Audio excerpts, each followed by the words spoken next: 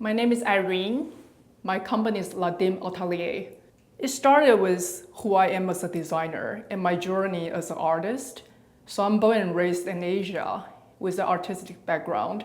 And I started fashion here, which was quite a pivot for me.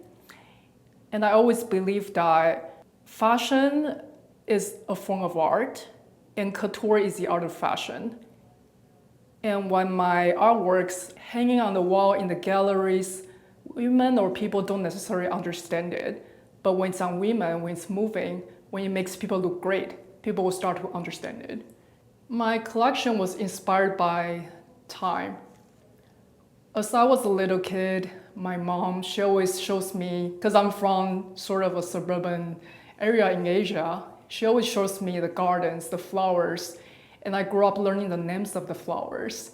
So that was really embedded in my memories.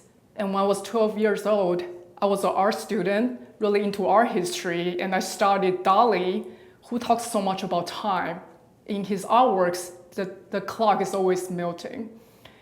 And when I read more into it, I realized how Dali's art is talking about who we are today is influenced by our childhood.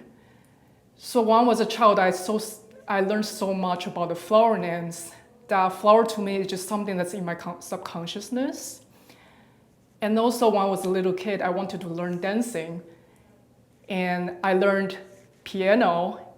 And my mom was an English teacher. So back then, even if I was in Asia, I watched all those black and white movies and all those movies from the 80s and all those culture from the 1920s.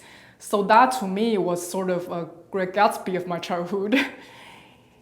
And that has brought me into wanting to create something that has to do with flowers, dance wares, and fringes, which goes into my collection this time.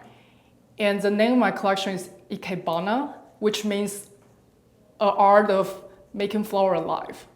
The first one will be to find a mentor for sure. Because I believe that we are all very talented, but we are just burying our head into the work, we don't really see what people want from us. So it is important to learn from someone who already have their own brand, who is already successful, to give you good advice, to give you a wake-up call. Maybe we are doing something wrong, and that person can tell us, no, go this direction. That is working smart. And the second will be true to yourself.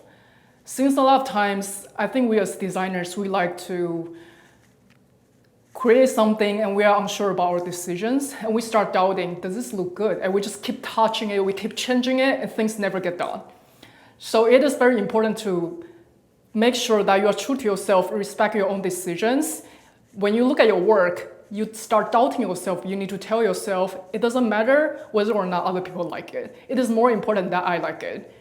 That is the message I want to give to my audience, and as long as that message is passed on, I don't care about what people say. And the third one will be that if there's really nobody to guide you, really nobody to point you to the right direction, find a job. In your job field, your supervisor, your coworkers, they will show you how to get stuff done.